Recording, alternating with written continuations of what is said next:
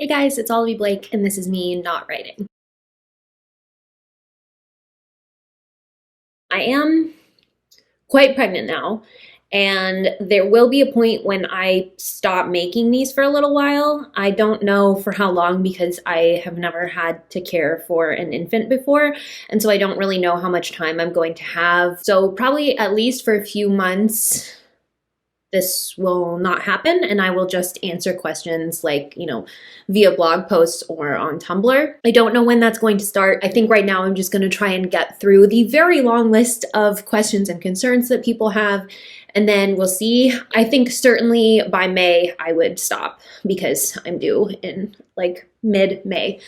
So just a warning that if you have any existential crises, you should have them now if receiving an answer in a video is important to you. So we're going to start with Petty Grievances, COVID edition, specifically the sort of moving out of COVID edition, which are not actually petty, but we're putting them in this segment anyway.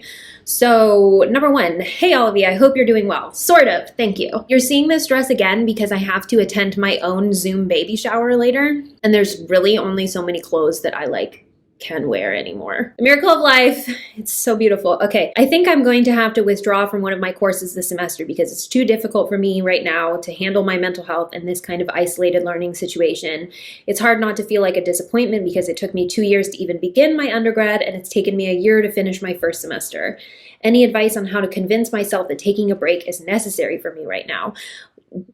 Dude, since we have gone through this globally, everybody understands that this has been sort of an off year, and I don't think anybody could possibly blame you for how difficult this year has been. I feel like when it comes to 2020, we won't have to explain what's missing from that gap. We will just look at the year 2020 and remember each of our individual experiences with it and be like, yeah, that's fine. Aside from Taylor Swift, who is doing anything?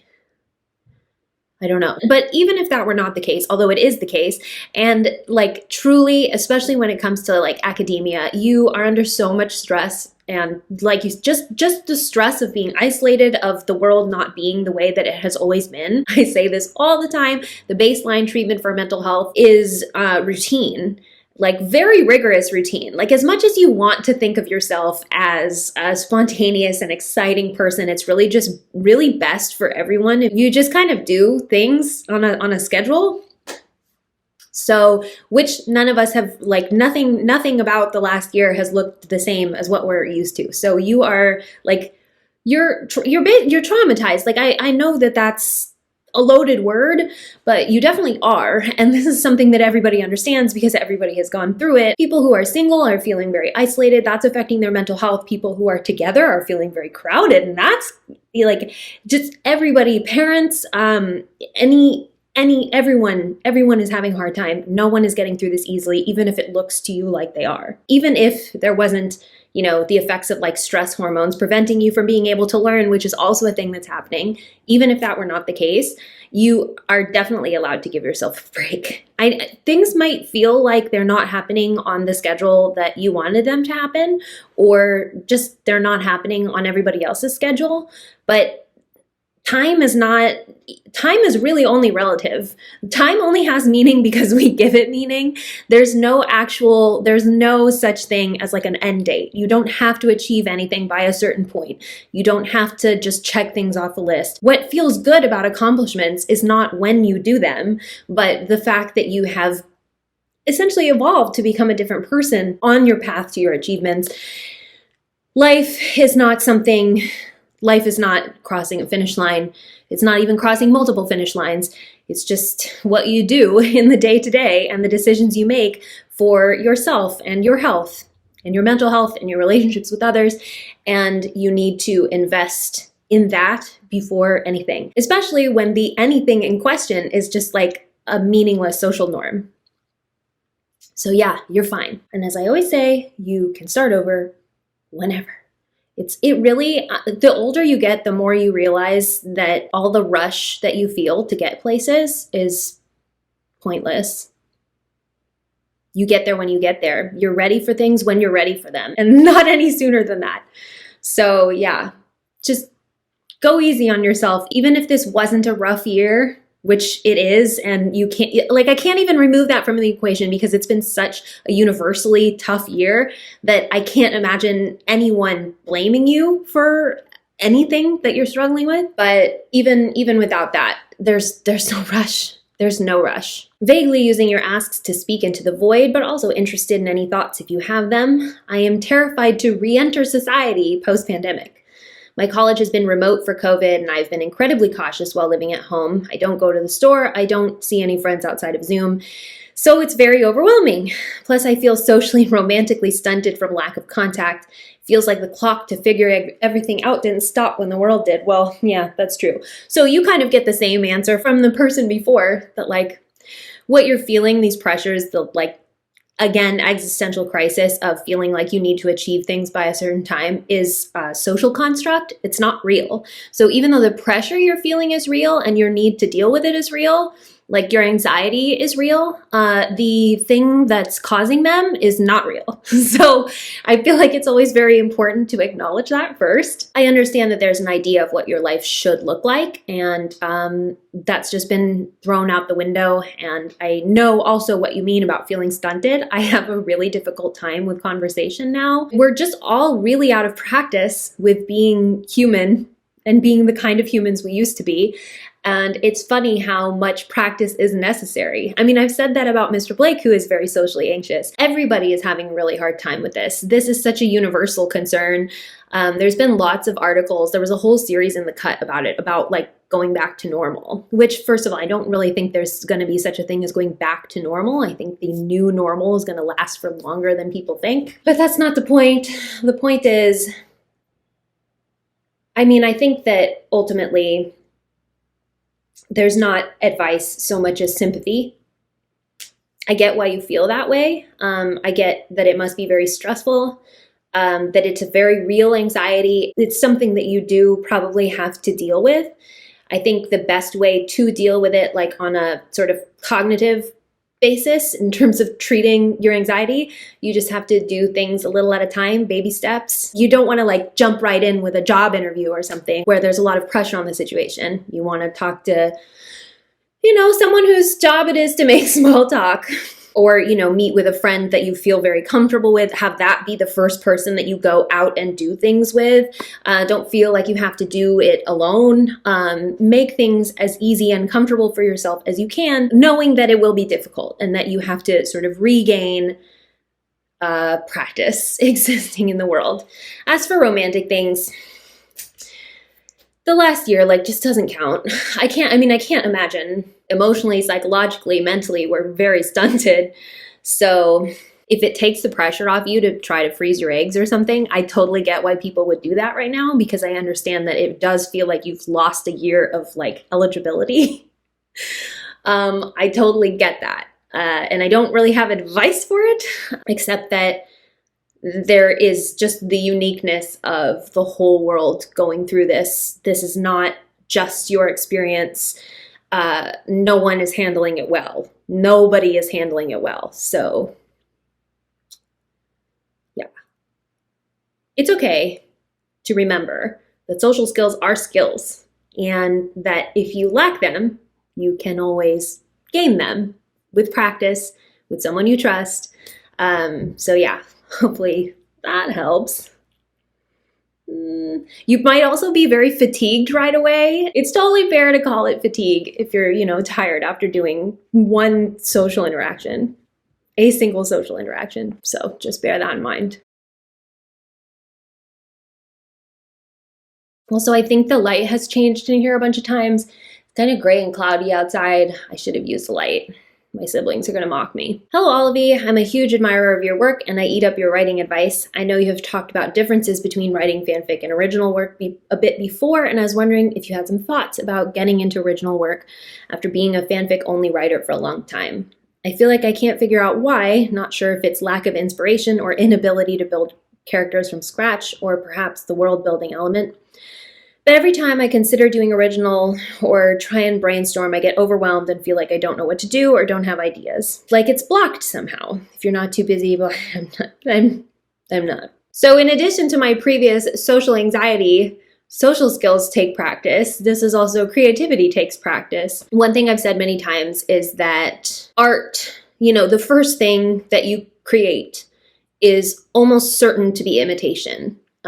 Even if you had started just immediately were like, I've got an idea for a book and I'm going to write it, it would still feel very familiar because it would be, tropes or something like something you've seen before.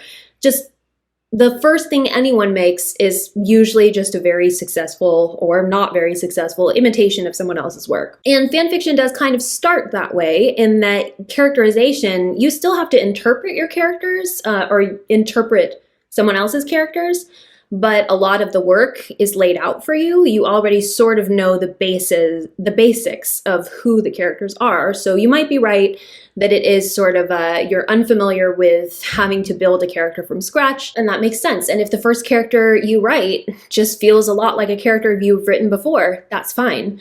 I think that the important thing is that you really do have to sort of build up a creative endurance for more complicated, more complex ideas. I have also said before that the first idea you have is usually pretty simple, just because being able to carry a very complex plot or to write complicated characters takes practice. So essentially, the short answer to this, not that there's ever a short answer to anything that I say, the short answer to this is you have to work your way up to it. I understand why people often go to the verbiage that they feel blocked. But I think that the use of the word block has become a little bit of a crutch that people are like, oh, it's writer's block. And it's kind of a romanticized idea that oh, I'm blocked, as in something will just open the blockage.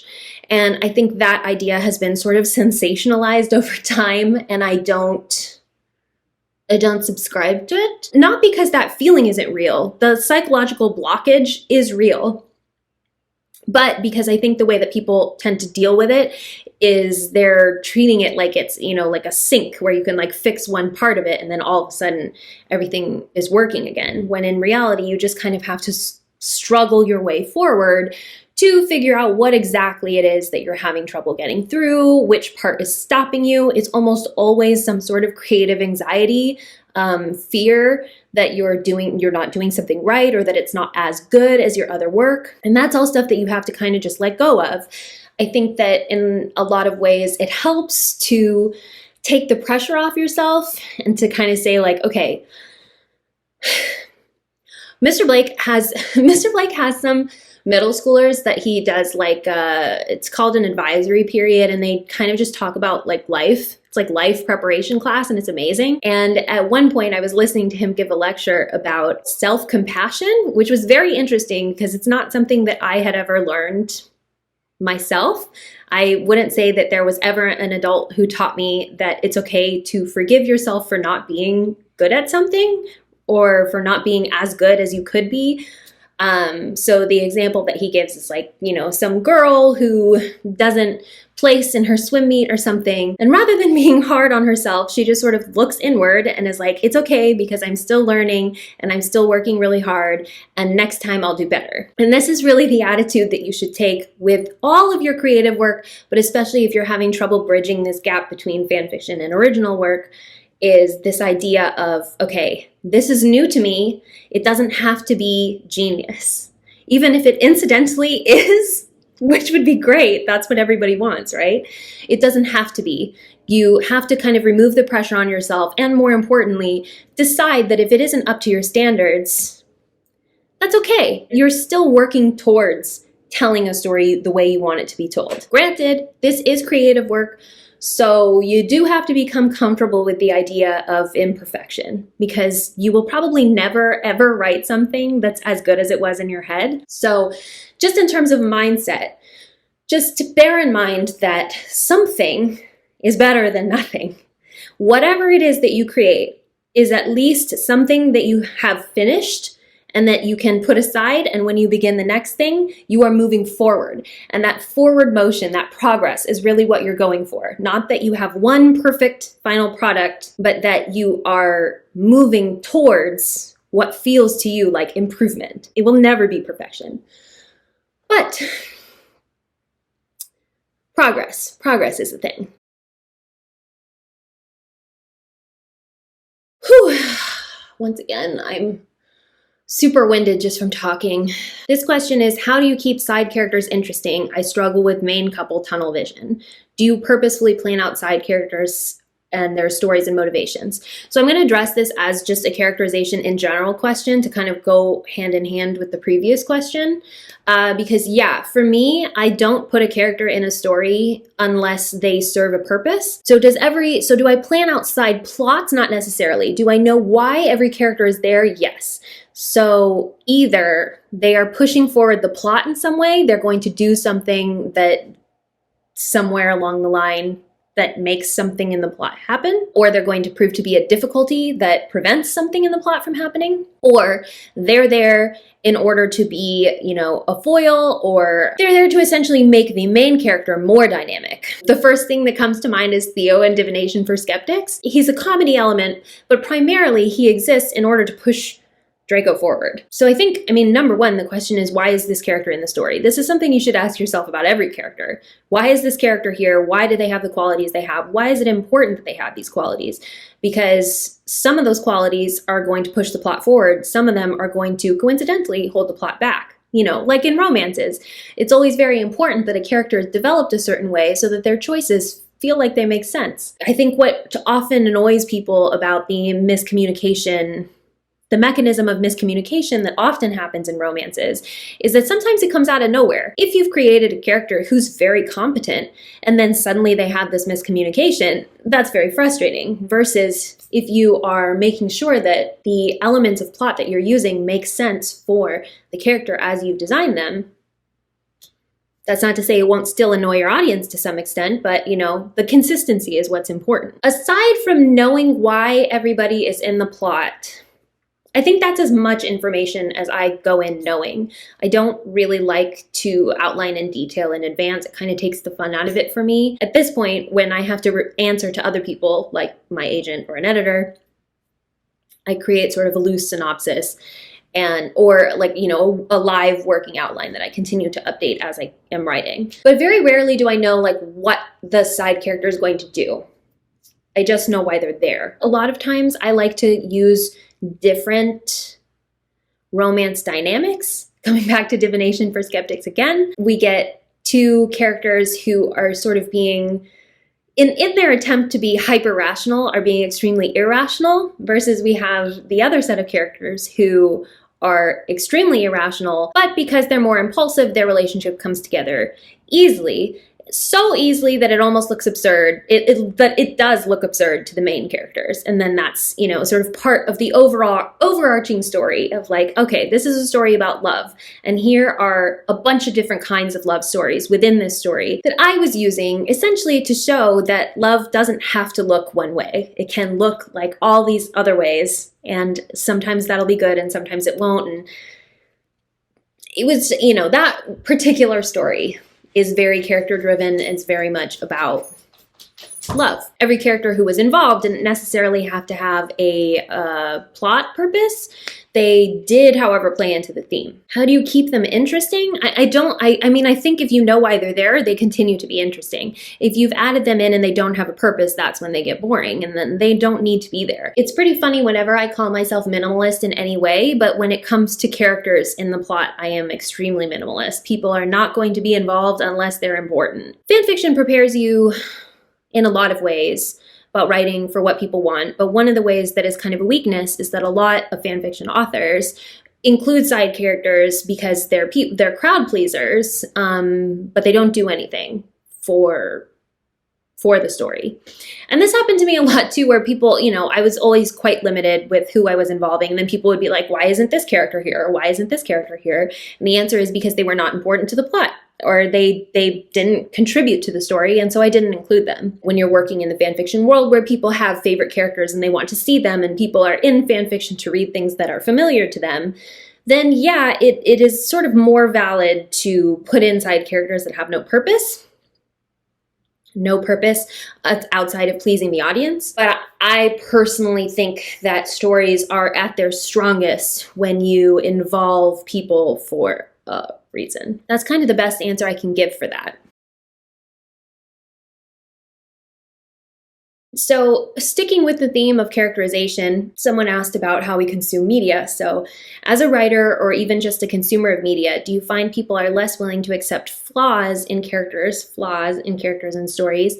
I'm not talking like this character is a murderer, he's evil, no one should like him. Though as someone who started out writing Hermione, I'm sure you've seen your fair share of that.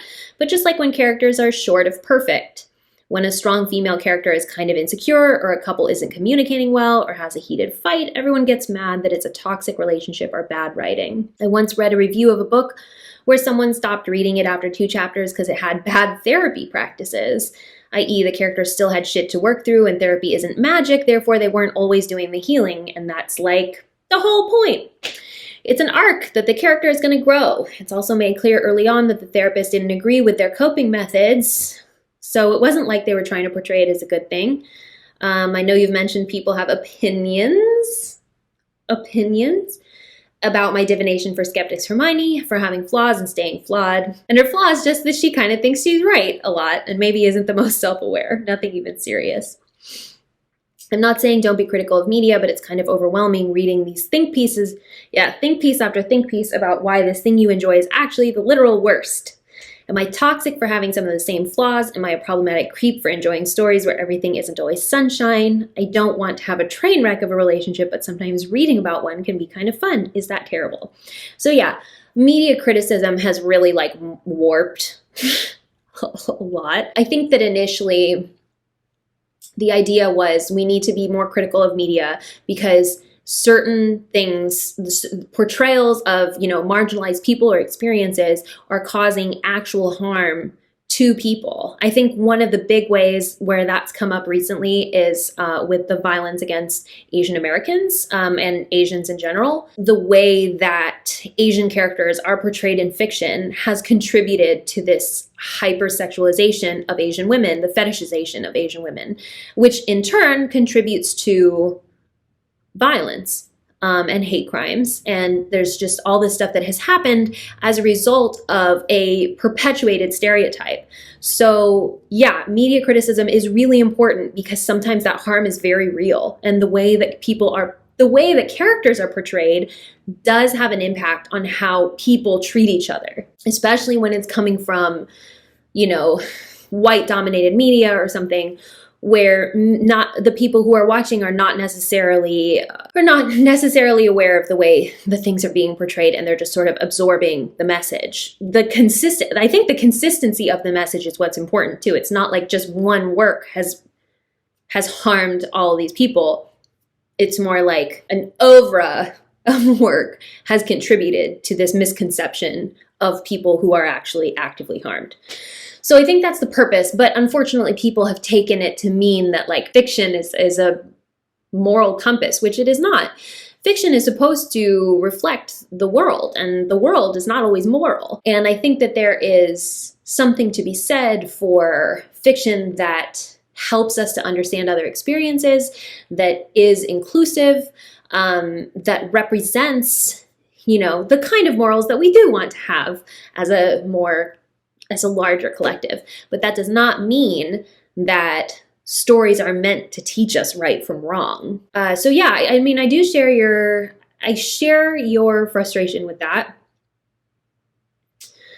And I think that it's important to be aware of what we like in media and what we're drawn to, not because it means that we're going to fall into some sort of trap of committing all the moral rot that we read about or watch.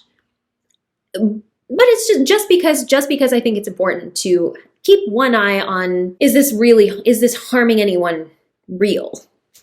which is where a lot of fandom discourse kind of goes off the rails. It's like, who's actually being harmed here? Really think about this. There is something very interesting about redemption arcs, about corruption arcs, because all of the ways that we approach characters in fiction are in some way a reflection of our own experiences. And sometimes that experience is something that we would never commit. But of course, we understand vice, we understand fear, we understand wronging someone else. And It doesn't mean that we should just give up on the separation between fiction and reality, though. I think that's just, yeah, it's just, fiction is not always meant to fix the real world. It's not supposed to, take the lens of looking at the world and then make everything better. That's not the point. The point is to express some kind of human truth, something that everybody has a capacity to relate to. So I think, in terms of creating characters, and yeah, we want to see them grow. And growth looks different, as you said. And also a lot of people just misread things. Reading comprehension is not awesome. I mean, I think part of the problem is that also social media and algorithms reward people for discourse. People will say something inflammatory because it's rewarded with attention. And so I think that that is a major problem with what's happened with media criticism. That's like, if you say something, you really sensationalize something, you get people who strongly agree or strongly disagree, then you get a lot more engagement, and that is valuable to the person who's doing the posting. I mean, never forget that these things all benefit someone in some way, sometimes financially. So there's a lot of stuff that you probably should just scroll by, because it is meant to draw you in to this meaningless argument. And in that sense, it is very frustrating, because I do think, people are rewarded for saying inflammatory things and not so much for saying things that are true.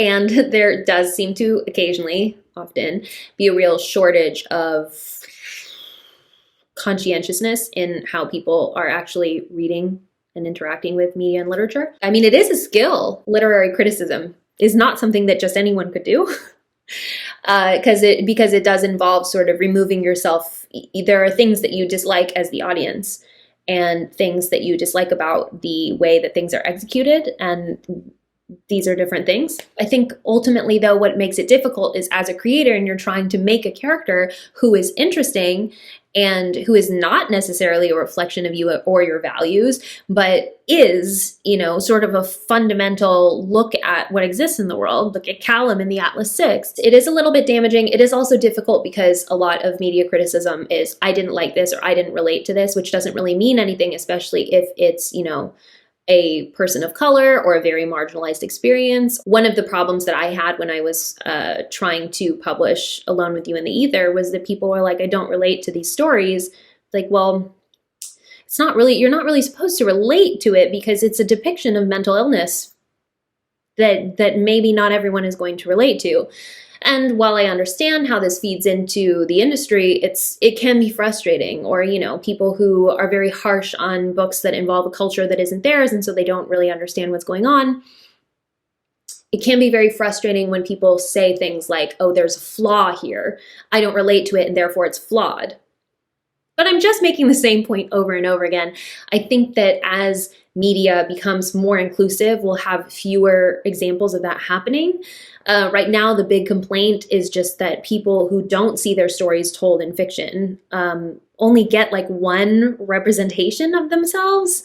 There's the Asian fantasy book and the African fantasy book. And what we really need is to have as broad a representation as white male-dominated fantasy. There is no one piece of media that reflects all white people. So there is also no one piece of media that reflects all gay people, or all, of any particular ethnicity, or all disabled people.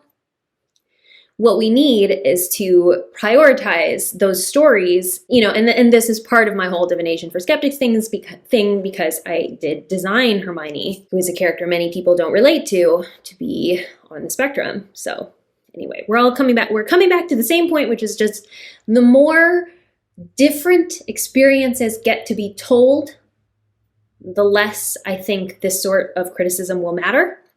That's my hope. But yeah, anyway, I think the too much, which I've just been just sitting over here, I think that discussion post has posted, but I don't know, because at the moment I'm saying this, I have to attend my own Zoom baby shower. So this has been me, Olivie Blake, not writing, and I'll see you next week.